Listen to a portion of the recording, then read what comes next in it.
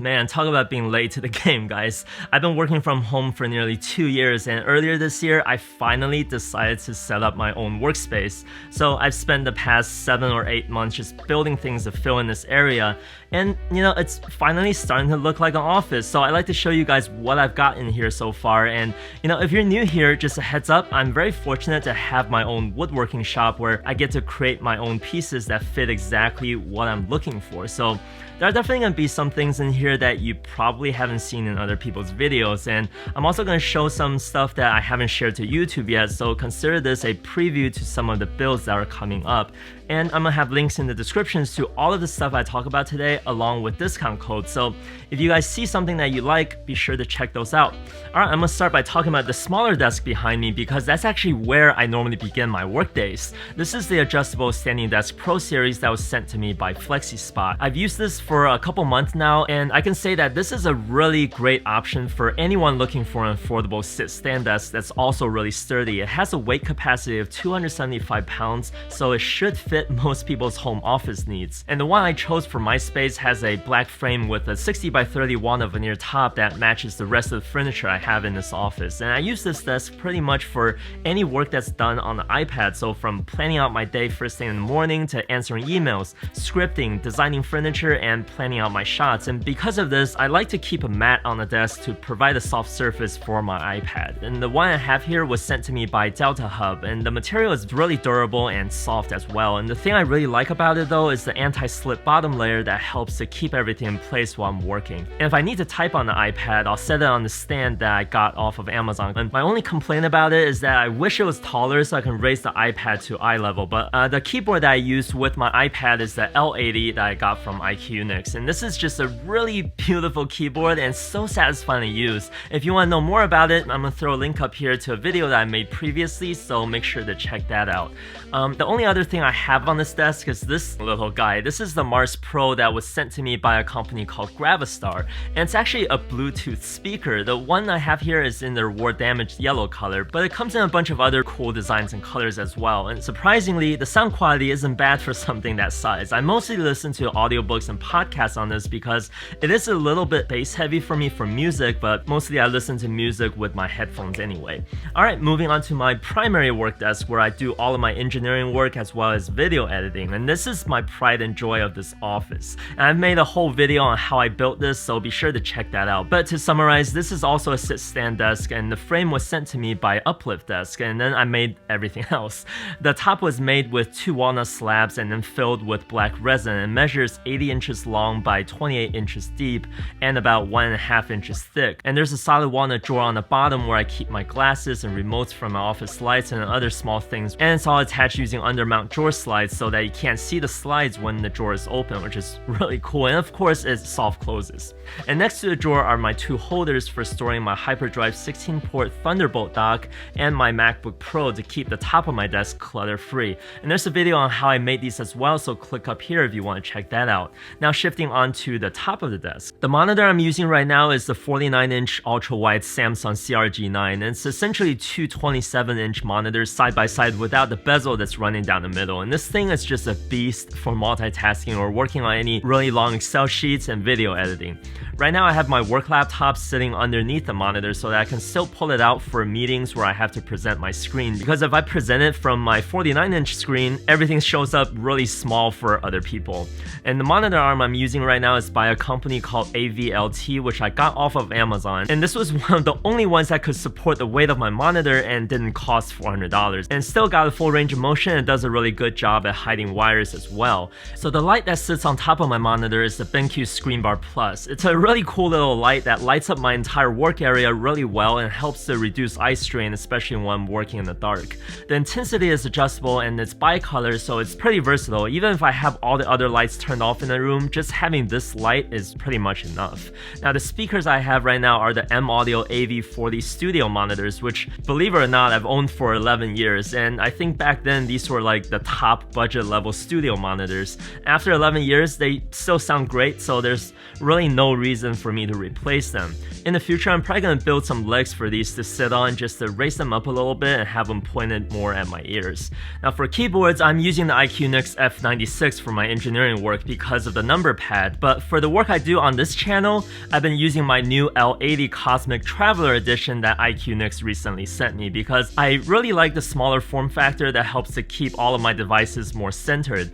And I love the little space-themed designs on the keycaps. They must have heard I've been reading a lot of sci-fi recently because this keyboard couldn't have come at a better time. And to keep my wrists elevated while typing, I made this pretty basic wrist rest out of resin and some walnut scraps I had in the shop. Next to that is the Logitech MX Master 3 mouse, which I use for both of my jobs, but when I'm doing content creation work, I will also use my Apple trackpad on the left to help with navigation. And I'm also using the Delta Hub Carpio 2.0 for wrist support, which I really like compared to the traditional palm rest because these glide on the desktop along with my hand, which makes it a lot more comfortable to use over long periods of time. And no guys, I don't have a mat on my desk, and that's just simply because I don't want to cover up any part of that desk. But I do have some coasters from grovemade, which I use when I drink or eat at my desk, and you know, so far there hasn't been any scratches or dents, so it's all good, guys. On the side, I added 3 plants that are sitting in planters from grovemade as well because I heard adding some green in the workspace is supposed to improve mood and creativity and reduce stress. Not sure how true that is, especially for plants that small, but I like how it looks. Next to that, I have a pen from grovemade as well, and finally, the headphones I use is the AirPod Max, which is sitting on a stand by, you guessed it, grovemade. I stuck a couple magnets on the side of the headphone stand so that the AirPod Max can go into sleep mode immediately after I set them down. It looks kind of janky right now, but eventually I'm gonna cut a recess into the stand so that the magnets can sit flush to the surface and give it a cleaner look. I just didn't want to mess up the leather on top, so I've been kind of putting that off, but it's definitely something I'm gonna eventually do and we'll probably make a video of it. Oh yeah, I almost forgot, the desk has wireless charging built into it, so all I have to do is set my phone down and the magic happens. And this is just another one of those little features I added to the desk to keep the desktop as clutter-free as possible. Now, the chair I'm using here is the Herman Miller Aeron, which is probably the most popular chair out there, and for good reason because it's super comfortable, but the biggest drawback is that it's really expensive. I think these are like $1,500 brand new, but in case you don't know, you can actually get these secondhand really cheap. I think I got mine for about $300 off of Facebook Marketplace, and it was from a company that was liquidating its assets. And this one was fully loaded too, so that was a really good deal. Now, since the Aeron doesn't come with a headrest, I got mine from a third-party company called Atlas. I think it was around $200 or $250, so it costs almost as much as the chair, but the quality is really good. The material actually looks and feels exactly the same as what's on the chair itself. So guys, it's totally worth it. Alright, so between my 2 desks there's a new bookcase I just built to store all of the books I've accumulated this past year since I started reading at least 1 book a week. Most of the books I read are on my Kindle, but whenever there's one I really like and want to reference, I will buy a hard copy of it. And there are some random decorative stuff and some plants on here as well to make it look nice. And I added some magnets under each shelf for me to stick these battery-powered lights underneath to help light things up and provide a nice backdrop for these videos. But my favorite part of the bookcase is the cabinet underneath, and specifically it's this pattern that's filled with black resin that goes from the top to the side and around to the front of the door. And this was just a design that I was experimenting with, and I think it turned out pretty cool. And of course these doors soft close as well. And so right next to the bookcase is a shadow box that shows off a breakdown of the original Game Boy system. I bought this from a company called Grid Studio, and this is probably my favorite thing that's hanging in the office right now because it just triggers so many happy memories when I look at it. So yeah, I'm definitely gonna leave a link down below, so go check out their work, it's really cool. Next to that, I have a steel frame map of the world, and I saw this in a Facebook ad, and I just love the clean and minimal look of the wireframe design, so once I saw it, I just had to have it. It's by a company called Hogard, I think, and yeah, I'm gonna leave a link down below for you guys as well. So at the end of this wall is a space that I really didn't know what to do with, so I put up a couple of old IKEA wall shelves that I had laying around and then put some random things on there. Below that is my boosted board and some random crates that were used to store the books that are now on the bookcase, and now they're just here to fill in the space and help to hide the wires from the Govee lighter lamp that's sitting back here, which is a pretty good light by the way. You can set it to any colors that you want, and there's a bunch of different dynamic settings as well. well. And in fact, that's what the two lights are that you see behind me right now. I just moved them around to create a more interesting background for this video, but normally I just set them to a 5500 Kelvin white light when I'm working because I'm basic like that. But anyway, let's move on to the adjacent wall. So over here is a cabinet that I recently built, which is 70 inches wide by 18 inches deep and 30 inches tall. This is basically just a credenza that anyone would put into their dining room, but I'm using it as a storage slash workbench for my camera gear. I don't have a lot of camera gear, but I have some stuff that are kind of odd sizes that I don't have anywhere else to put, so it just kind of all get thrown in here. And I made the center area just wide enough for holding my slider. Now the wool mat on top is made by Grovemade, and it's to protect the surface for when I'm setting up my camera. And since this cabinet also sits next to the front door of my house, I have this leather catch-all for holding my keys and other random stuff. This thing was actually made by my buddy Ethan Carter over at Ethan Carter Designs, and he makes a lot of really cool stuff with leather, so be sure to check out his stuff on YouTube and Instagram. Now I have some charging cables coming out from the back of the cabinet as well that are attached to cable clips, so when I'm not using them, I can just throw them in the back where they're hidden away. And then there's this little pencil organizer thing that I made a while back for charging my AirPod Pros and my work phone. And above the cabinet is my charging station that I made with 3 steel pegboards by Wall Control. The camera and monitor chargers are all plugged into the power strip in the back to keep all of my batteries charged. And there's a cable coming out at the top to charge my Rhino Arc 2, and then there's a couple of USB-C cables coming out from the back in the middle to charge my gimbals and microphones. And finally, there are a few other cables on the far right to charge my other devices like my mechanical keyboards, Kindle, Nintendo Switch, and anything else that needs some juice.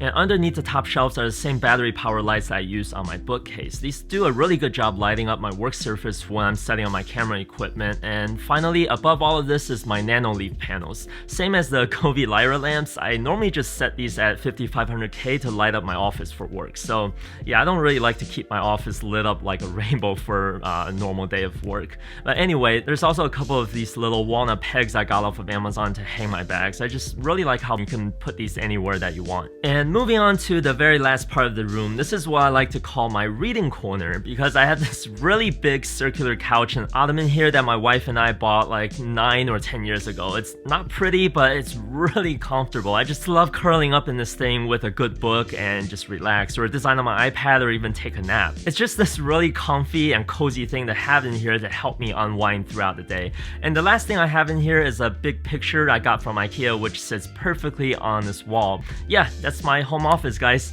There's plenty of room for improvement, or aka more things for me to build, like maybe a side table next to the couch and a couple of floating shelves to replace that IKEA picture, and a filing cabinet here to replace the crates in the corner. And if you guys are interested to see any of that, be sure to hit that subscribe button, and I will see you guys next time.